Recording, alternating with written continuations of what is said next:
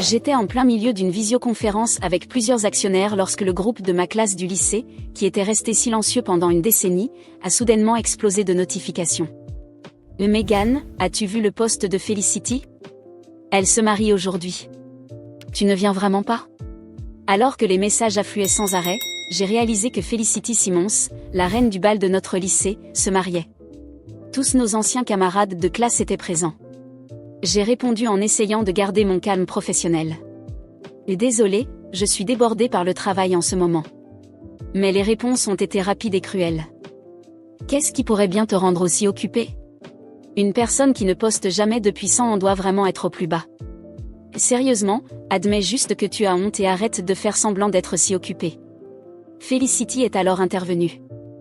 Tu te souviens de notre pari?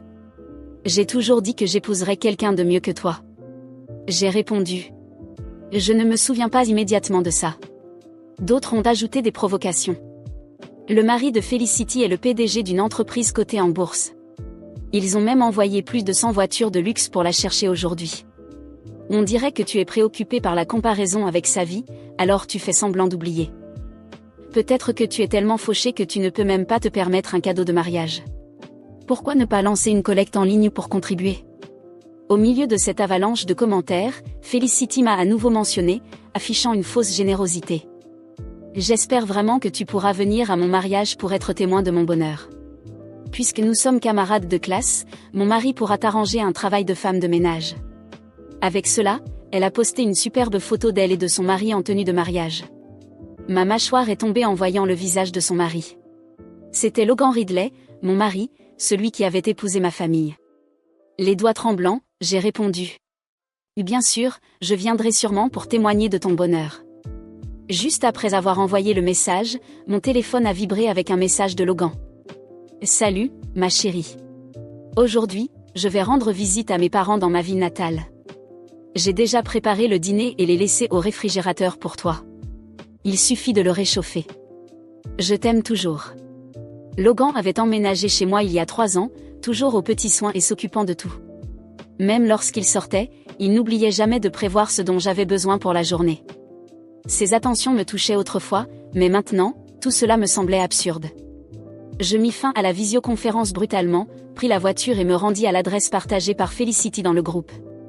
À mon arrivée, j'aperçus une grande bannière rouge suspendue à l'entrée, souhaitant chaleureusement la bienvenue à Monsieur Ridley, président de All Grand Group, pour le mariage. Sous cette bannière se tenait Felicity, magnifique dans une robe de mariée blanche haute couture, impatiente de voir arriver son mari. Une foule d'anciens camarades l'entourait, débordante d'enthousiasme. Felicity, tu nous as bien caché ça. Nous ne savions pas que tu allais épouser le PDG de All Grand Group. Et sérieusement, Monsieur Ridley est un entrepreneur bien connu. Tu as décroché le gros lot, Felicity. Tu vas entrer dans la haute société. N'oublie pas les petites gens comme nous. Même notre professeur de lycée, Amanda Lann, était là, faisant l'éloge de Felicity. Felicity, dès la première fois que je t'ai vue, j'ai su que tu étais destinée au succès. C'est pour cela que je ne t'ai jamais grondé pour tes notes. Je savais que tu étais née pour être riche et que tu n'avais pas besoin de t'appuyer sur les résultats académiques. Alors que la foule la couvrait de compliments, Felicity affichait un sourire triomphant, les yeux scintillants de satisfaction. Logan, apparemment sans ambition, avait vécu avec moi pendant des années. Pour l'aider à gagner de l'expérience, je lui avais confié la plus petite entreprise que je possédais, All Grand Group. Je ne savais pas alors que ce serait ce capital qu'elle utiliserait maintenant pour briller. Quand je suis entrée, les camarades, qui l'encensaient un instant plus tôt, ont froncé les sourcils en me voyant, leur regard empreint de mépris. Un des acolytes de Felicity a remarqué la voiture derrière moi et s'est approché avec un sourire narquois. Megan, tu es vraiment incroyable. Tu as loué une Bentley juste pour venir au mariage de Felicity et sauver les apparences? Les autres se sont joints aux moqueries. Pas étonnant que tu aies eu le courage de venir. Tu voulais juste faire semblant d'être riche, n'est-ce pas? Louer une voiture comme ça doit coûter au moins 3 mois de salaire. Certaines personnes adorent se donner en spectacle. Gardant mon calme, j'ai répondu. En réalité, c'est ma voiture. Avant que je puisse organiser mes pensées, Felicity s'est plantée devant moi, furieuse. Elle a levé la main et m'a giflé violemment. Ta voiture? C'est clairement celle de mon mari. Je soupçonnais qu'il voyait quelqu'un d'autre, et maintenant je découvre que c'est toi, sale traîné. Comment oses-tu venir à mon mariage en conduisant la voiture de mon mari pour me narguer ? Les yeux de la foule se sont écarquillés de surprise et d'incrédulité. Felicity, cette voiture appartient vraiment à ton mari, s'exclama un camarade. Bien sûr que oui. Pourquoi mentirais-je ? Répondit Felicity, pleine de fierté. Elle sortit son téléphone et commença à montrer des photos d'elle et de Logan ensemble dans la voiture. Il y avait des images où ils étaient blottis l'un contre l'autre et d'autres où ils étaient assis sur le capot, semblant intimes. Les détails de l'intérieur et la plaque d'immatriculation étaient reconnaissables sans aucun doute. La foule resta bouche bée. Mon Dieu, c'est bien la voiture du mari de Felicity. Cela signifie que Megan est l'autre femme. Le visage de Felicity se déforma en une grimace de colère. Pas étonnant que tu sois restée si discrète toutes ces années. Tu jouais le rôle de la maîtresse tout ce temps. Les moqueries redoublèrent, avec des murmures et des regards accusateurs. Je pensais que Megan était une fille exemplaire. Maintenant, rien que d'y penser, ça me dégoûte. Apparemment, elle était désespérée de trouver un homme riche et s'est jetée à ses pieds. Même Amanda, la professeure, me regarda avec mépris. Et Megan, je t'en prie, ne dis jamais que tu as été mon élève. Je n'ai jamais enseigné à quelqu'un d'aussi immoral. Le chaos s'intensifia. Dans un accès de rage, j'ai arraché mon manteau de créateur et l'ai jeté à la poubelle. Je regardais Felicity, la voix ferme. Avant de faire des accusations, demande à Logan qui est la véritable maîtresse. Furieuse, Felicity saisit une clé et grava les mots « Maîtresse meurt » sur la carrosserie de ma voiture. Je restais impassible en observant la scène. J'espère que vous êtes prêts à assumer les conséquences. Je suis restée là quelques minutes de plus, observant Felicity entourée par ses camarades. Ils riaient, se vantaient et échangeaient des regards de supériorité, complètement inconscients de ce qui les attendait. Chaque insulte, chaque petit ricanement était comme du carburant alimentant la fureur qui bouillonnait en moi. Ils avaient fait une grave erreur, ils s'étaient attaqués à la mauvaise personne. J'ai pris une profonde inspiration, sentant le goût de la vengeance sur le bout de ma langue. Cette fois, j'allais savourer chaque instant. Quand je suis revenue à ma voiture détruite, je n'ai pas prêté attention aux vitres brisées ou aux rayures sur la carrosserie. Dans le coffre, en plus du dossier contenant les documents, se trouvaient des objets précieux, des tableaux de vente aux enchères et des antiquités rares. Je savais exactement combien ils valaient, et très bientôt, Felicity et les autres découvriraient à quel point il coûte cher de jouer avec moi. J'ai pris le dossier et je suis partie sans me retourner. Les rires et les remarques offensantes résonnaient encore tandis que je m'éloignais, mais cela ne m'atteignait plus. Ils allaient payer. Et cher. En rentrant chez moi, chaque détail méticuleusement arrangé par Logan semblait une ironie cruelle. Le dîner était dans le réfrigérateur, le canapé disposé comme il savait que j'aimais, et un petit mot posé sur la table disait « Prends soin de toi, mon amour. Je reviens bientôt. Je t'aime ». C'était comme s'il avait deux visages, le mari parfait pour moi et le fiancé de la nouvelle épouse qui se vantait maintenant de l'avoir volé. Il croyait que j'accepterais tout en silence. Pauvre garçon. Il était temps de lui montrer que je n'avais jamais été la personne faible qu'il pensait. J'ai pris mon téléphone et passé quelques appels. Mon avocat, toujours efficace, m'a confirmé que le processus de transfert de tous les actifs était presque terminé. En quelques heures, Logan et Felicity n'auraient plus rien. L'entreprise, la maison, et même les actions que j'avais temporairement mises à son nom, reviendraient à moi. Satisfaite de l'avancement, j'ai envoyé un message à Logan. Sois honnête avec ta nouvelle femme, que pensera-t-elle quand elle découvrira que tu ne possèdes rien ? Quelques minutes plus tard, il m'a appelé, sa voix désespérée. Que as-tu fait, Megan ? Es-tu devenue folle ? Folle ? Non, Logan. Je récupère simplement ce qui m'appartient. Si Felicity pensait qu'elle épousait un PDG riche, elle ferait mieux de se préparer à la vérité. Il a essayé de s'expliquer, de supplier, puis de me menacer. Mais il était trop tard. Je lui ai raccroché au nez sans la moindre hésitation. Avec chaque minute qui passait, mon contrôle sur la situation devenait plus fort. Et bientôt, lui et Felicity seraient confrontés au cauchemar qu'ils avaient eux-mêmes créé. Le lendemain matin, je me suis levée tôt et me suis rendue au siège de l'entreprise que Logan gérait. J'y suis entrée avec confiance, en quelques minutes, j'ai fait l'annonce qui marquerait la fin de son règne. À partir d'aujourd'hui, toutes les opérations reviennent sous mon contrôle. Logan Ridley est officiellement démis de toutes ses fonctions au sein de Hall Grand Group. Les employés étaient stupéfaits. Des murmures et des regards surpris circulaient, mais personne n'a osé contester. Il savait qui j'étais, plus important encore, il savait que mon pouvoir était bien réel. Avant de partir, j'ai envoyé un communiqué à toute la presse locale annonçant que Logan et Felicity n'avaient plus aucun lien avec l'entreprise. Désormais, en plus d'être ruinés, ils seraient sans crédibilité. Dans l'après-midi, alors que je finalisais quelques détails supplémentaires, j'ai reçu un appel inattendu d'un ancien camarade présent au mariage. « Megan, tu ne vas pas le croire. Felicity est en pleine crise.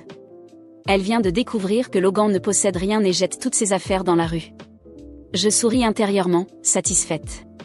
C'était exactement ce à quoi je m'attendais. Felicity, la femme qui croyait d'avoir tout gagné, réalisait maintenant que son mariage n'était qu'un mensonge. J'ai décidé d'y aller pour assister au spectacle. À mon arrivée chez eux, la scène était encore meilleure que je ne l'avais imaginé. Felicity se tenait au milieu du trottoir, hurlant et lançant des valises en direction de Logan, tandis qu'il tentait désespérément de s'expliquer. « L'espèce de bon à rien ! Tu m'as menti !» criait-elle, les larmes de rage coulant sur son visage. « Je peux tout expliquer, Felicity. » C'était un malentendu, implorait Logan. Mais il n'y avait plus de retour possible. Les voisins regardaient la scène, certains en train de filmer avec leur téléphone. Je m'approchais silencieusement, savourant chaque seconde de leur humiliation publique. « Je t'avais dit de demander qui était la véritable maîtresse, Felicity, déclarai-je, interrompant leur dispute. Elle me lança un regard plein de haine, mais elle savait qu'elle ne pouvait rien faire. Logan était fini, et elle le savait. Toute la fortune qu'elle croyait avoir acquise lui glissait entre les doigts. Tandis qu'elle continuait à hurler des insultes et à casser des objets sur le trottoir, je fis demi-tour et partis, les laissant gérer le chaos qu'ils avaient créé. Dans les jours qui suivirent, leur chute fit la une de tous les journaux locaux. Felicity fut exposée comme une femme intéressée, finissant avec rien d'autre que des dettes. Logan, quant à lui, fut perçu comme un homme faible et manipulateur, incapable de maintenir une quelconque stabilité. Et moi ? Je suis allée de l'avant, plus forte que jamais. Désormais, avec l'entreprise sous mon contrôle et ma réputation restaurée, chaque pas que je fais me rappelle qu'il ne faut jamais sous-estimer qui nous sommes.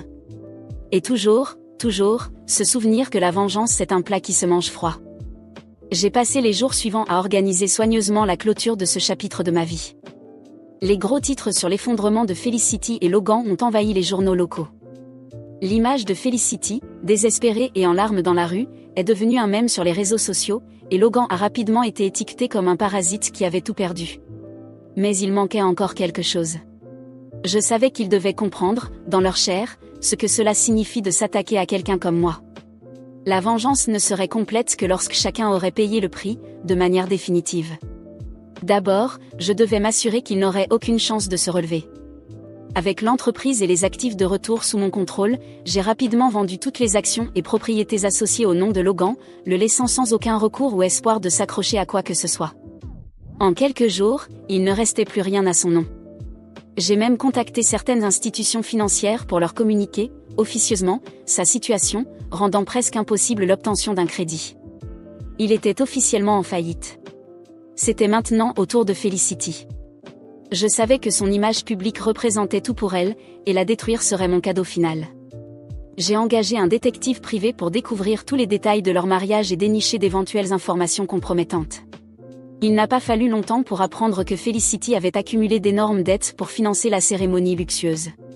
Robes de créateurs, location de voitures et fêtes extravagantes, tout cela financé dans l'espoir que Logan et elle vivraient dans une abondance qu'ils n'avaient jamais connue. Alors, j'ai commencé à tirer les ficelles. Anonymement, j'ai divulgué à la presse des informations sur leurs dépenses absurdes et leurs dettes accumulées. Les journaux et blogs se sont rapidement emparés de l'histoire. La farce de la reine du bal, Felicity a épousé un faux PDG et est maintenant noyée dans les dettes, titrait l'un d'eux. Le scandale a été immédiat. Tous les anciens camarades qui riaient et la félicitaient se sont éloignés d'elle, effaçant les photos et publications du mariage. L'humiliation publique a été implacable, et Felicity a été laissée à son propre sort. Pendant ce temps, Logan, sans endroit où aller, a tenté de me contacter à plusieurs reprises. J'ai bloqué toutes ses tentatives et lui ai fait comprendre qu'il n'était plus le bienvenu dans ma vie. Finalement, il a fini par retourner vivre chez ses parents, complètement défait. Felicity l'a mis à la porte, ne lui laissant rien, et la dernière chose que j'ai entendue à son sujet, c'est qu'il travaillait dans un emploi temporaire, loin de tout ce qu'il avait tenté de construire. Mais je n'en avais pas encore fini. Felicity avait besoin d'une leçon finale.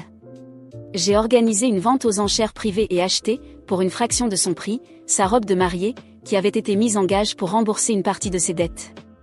Lorsque la robe est arrivée chez moi, j'ai pris une photo d'elle soigneusement pliée et envoyé un dernier message à Felicity. Ton conte de fées fait désormais partie de ma collection. J'espère que cela en valait la peine.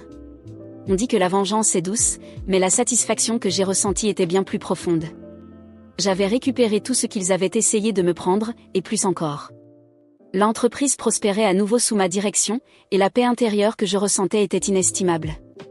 Mais le meilleur de tout, c'était de savoir qu'ils n'oublieraient jamais ce qu'ils avaient fait. Chaque fois que Felicity ou Logan penseraient à ce qu'ils avaient eu et perdu, ils se rappelleraient qu'ils avaient croisé la mauvaise personne. Avec tout enfin en ordre, j'ai décidé de refermer ce chapitre pour de bon. J'ai vendu la maison où Logan avait vécu avec moi et acheté un nouvel appartement au centre-ville moderne, spacieux et entièrement à moi. Le passé n'avait plus de place dans ma nouvelle vie. Désormais, chaque pas que je fais est accompagné de la certitude que plus jamais je ne laisserai quelqu'un me sous-estimer. Logan et Felicity, ils ne sont plus que des souvenirs d'une époque révolue, une leçon qui ne sera jamais oubliée. Et tant que je continuerai à avancer, avec l'entreprise prospérant et ma vie en équilibre, une chose est certaine, si un jour ils tentent de se relever, ils resteront toujours dans l'ombre de ma victoire. Aujourd'hui, ma vie est complètement différente, et chaque pas que j'ai fait jusqu'ici m'a rappelé qu'il arrive que perdre soit simplement le premier pas vers une véritable victoire. Le passé, avec toutes ses trahisons et humiliations, semble lointain, comme une tempête qui est passée et n'a laissé derrière elle qu'un ciel dégagé. Je ne regarde plus en arrière avec colère, seulement avec satisfaction. Cet épisode m'a appris une leçon précieuse, ne jamais laisser personne définir ma valeur et toujours garder le contrôle de mes propres victoires. L'entreprise, sous ma direction, non seulement s'est redressée mais a prospéré. Ces dernières années, j'ai ouvert de nouvelles filiales, conclu des partenariats internationaux et étendu nos activités vers des marchés que Logan n'aurait jamais pu imaginer. Aujourd'hui, All Grand Group est l'une des entreprises les plus reconnues dans le secteur, et je suis célébrée non seulement comme une femme d'affaires accomplie, mais aussi comme quelqu'un qui s'est relevé en plein chaos. Chaque succès est un rappel que le pouvoir ne réside jamais dans les mains de ceux qui tentent de vous enlever quelque chose, mais dans la manière dont vous répondez à ces tentatives. Avec le temps, j'ai acquis ma liberté dans tous les sens du terme. J'ai emménagé dans un appartement spacieux et moderne au centre-ville, avec vue sur l'horizon. J'ai veillé à créer un espace entièrement à moi, sans vestige du passé, seulement tourné vers un avenir brillant que j'ai construit de mes propres mains. Chaque détail de cet endroit reflète ce que je suis devenue forte, indépendante et déterminée. Mon dressing abrite désormais non seulement les vêtements dont j'avais toujours rêvé, mais aussi la robe de mariage de Felicity, conservée comme une relique personnelle. Une preuve, non pas de haine, mais de victoire. Et Logan et Felicity? Ils sont devenus des ombres de ce qu'ils étaient autrefois. Logan, d'après ce que j'ai entendu, est piégé dans un cycle sans fin d'emploi temporaire, incapable de trouver une stabilité financière. Felicity, quant à elle, a sombré dans l'oubli, vivant d'apparence et tentant désespérément de préserver le peu de dignité qui lui reste. De temps à autre, un ancien camarade évoque, avec un brin de commérage, comment elle essaie de reconstruire sa vie, mais rien de ce qu'elle fait n'aura jamais l'éclat qu'elle pensait posséder autrefois. Moi, en revanche, j'ai véritablement avancé. J'ai voyagé à travers le monde, rencontré des personnes formidables et bâti un réseau de contacts qui m'a ouvert encore plus de portes. J'ai aussi appris à prendre soin de moi de façon que je négligeais auparavant en pratiquant le yoga, la méditation, et en investissant dans la thérapie. Cela n'a jamais été à propos d'eux. Cela a toujours été à propos de moi. De ma capacité à transformer chaque coup en une opportunité de croissance. Récemment, j'ai été invitée à donner des conférences sur le dépassement de soi et le leadership. C'est amusant de penser que les gens veulent maintenant entendre mon histoire, non pas pour le drame, mais pour l'inspiration. Je parle de résilience, et du fait qu'il ne faut jamais laisser des défaites temporaires définir qui nous sommes. Et bien que je ne mentionne jamais de nom, ceux qui connaissent l'histoire savent que j'ai transformé ce qui aurait pu être ma chute en tremplin vers une vie meilleure. De temps en temps, je reçois encore des messages anonymes de numéros inconnus, probablement de Logan ou Felicity, tentant de se reconnecter. Ils restent sans réponse. Il n'y a plus rien qu'ils puissent dire ou faire pour changer ce qui a été fait. Le passé est enterré, et je suis bien trop occupée à vivre pleinement le présent pour m'en soucier. Aujourd'hui, je suis heureuse. Pas parce que j'ai dû détruire quelqu'un pour y parvenir, mais parce que j'ai enfin compris que mon bonheur n'a jamais dépendu de personne d'autre que moi-même. La liberté que je ressens est absolue, et savoir que Logan et Felicity vivent dans l'écho des choix qu'ils ont fait m'apporte une immense paix intérieure. Alors, si vous me demandez comment je vais aujourd'hui, la réponse est simple, mieux que jamais. Chaque succès que je remporte est une preuve que je suis plus forte que n'importe quel obstacle que la vie pourrait mettre sur mon chemin. Et le meilleur dans tout cela ? Savoir que, quoi qu'il arrive, ma victoire sera toujours plus grande que toute défaite qu'ils auraient pu planifier pour moi.